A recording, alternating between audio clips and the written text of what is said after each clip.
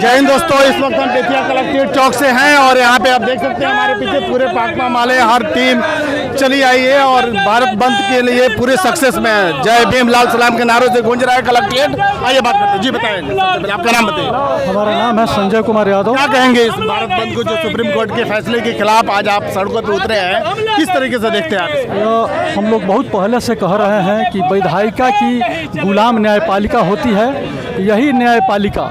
और कई पार्टियां विपक्ष भी आपका समर्थन दे रही है, तो क्या इसमें मुद्दे हैं, क्या खास मुद्दे हैं, क्या लग रहा है क्रीमी लेयर को लेकर के, क्या कहेंगे ये बताइए। हम जैसे ये मुद्दा उठाने लगे कि देश के तमाम संसाधनों पर, देश के तमाम निकायों पर आरक्षण लागू होनी चाहिए, चाहे वह निजी हो या सार्वजनिक क्षेत्र हो या सरकारी क्षेत्र का उपक्रम हो। लेकिन जैसे हमारी मांग जोर पकड़ती गई, यह सरकार तमाम चीज़ों को निजीकरण के दायरे में ठेलती गई और चोर दरवाजे से, न्यायालय के दरवाजे से आकर सुप्रीम कोर्ट ये फैसला दिया। बिल्कुल, मैं तो सड़कों पर खोल कर कह रहा हूं कि यह पूरी तरह न्यायिक व्यवस्था ही जर्जर है और तीनों संस्थाएं जर्जर हो गई है। चाहे विधायिका हो, न्यायपालिका हो या कार्यपालिका हो, सारे टकराहट के दौर से गुजर रहे हैं। सब में दो फाक नज़र आ रहे हैं। न्यायपालिका पूरी तरह दबाव में है। अगर दबाव में नहीं रहती तो आप पिछले दिनों देखे होइएगा कि 4-5 सदस्यीय जो संविधान पीठ था, उन्होंने बाहर आकर प्रेस कॉन्फ्रेंस किया और जनता के हवाले उन्होंने कहा। तो बहुत पहले की बात, बहुत पहले तो है, बहुत पहले यह सरकार भी बनी है ना। यह सरकार की लगातार प्रयास है कि हम सारे संस्थाओं को हाईजैक कर लें। उसी का नतीजा है कि जो आरक्षण या कोटा अंदर जो आरक्षण लागू किया गया है, यह पूरी तरह से कोटा को तहस नहस कर देने की बात है। पूरी तरह से रिजर्वेशन को, जो संविधान के अंतर जो हमारे हक है, जो तमाम दलितों गरीबों का हक है, इसको छेड़छाड़ करके बर्बाद करने की योजना है। इसको देखे होइएगा कि मोहन भागवत का एक बयान आया था कि आरक्षण पर पुनः विचार की ज़रूरत है और लगातार ये उसके अंदर से मांग भी उठी है कि आरक्षण आर्थिक आधार पर होना चाहिए था। जातीय जनगणना को आप किस तरह देख रहे हैं? जातीय जनगणना होनी चाहिए तब? जातीय जनगणना नितांत जरूरी है।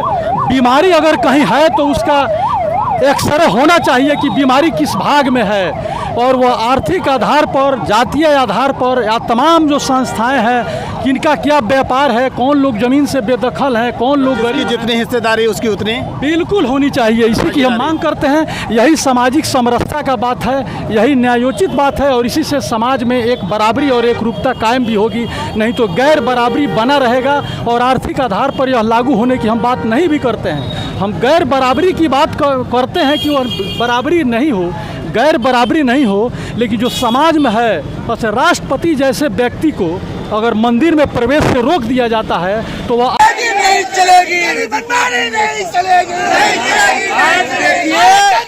सुप्रीम कोर्ट का जो निर्देश हुआ है उसको कराया गया है और सरकार उसके पीछे लगी है।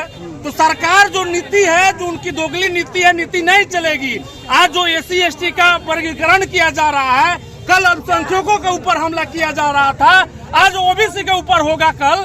तो ये सब लोग एकता मिलके हम लोग इस आंदोलन में सम्मिलित होकर आज भारत पूर्णतः बंद कराकर ये निर्देश देंगे, संदेश जाएगा कि SC/ST के ऊपर जब हमला होगा तो पूरी समाज मिलकर, एकता मिलकर इनको शौक सिखाने का काम करें।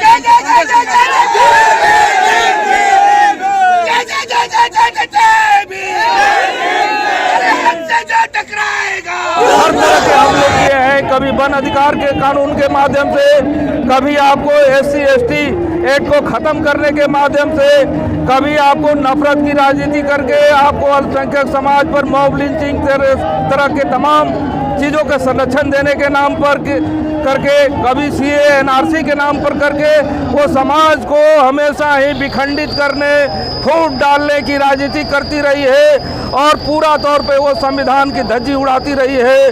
तो अभी में जो सुप्रीम कोर्ट के मार्फत से, पर्दे के पीछे से बीजेपी जो मोदी की सरकार है, वो दलितों में फूट डालना चाहती है और इसके जरिए वो आरक्षण पर सीधे तौर पे हमला कर रही है। जो पूरा दलित समुदाय एकजुट होकर के, पिछड़ा अल्पसंख्यक समुदाय जो एकजुट होकर के संविधान बचाने की लड़ाई लड़ रहा है, उस संविधान को खत्म करने के लिए ये फूट डालने की साजिश के तहत है। इसको भारत की जनता बर्दाश्त नहीं करेगी। इस लिहाज से आज भारत बंद में लोग पूरे देश में सड़कों पर उतरे हुए हैं। हम इसमें खास तौर पे ये कहना चाहेंगे कि उनका जो संविधान पर हमला है वो नहीं चलेगा।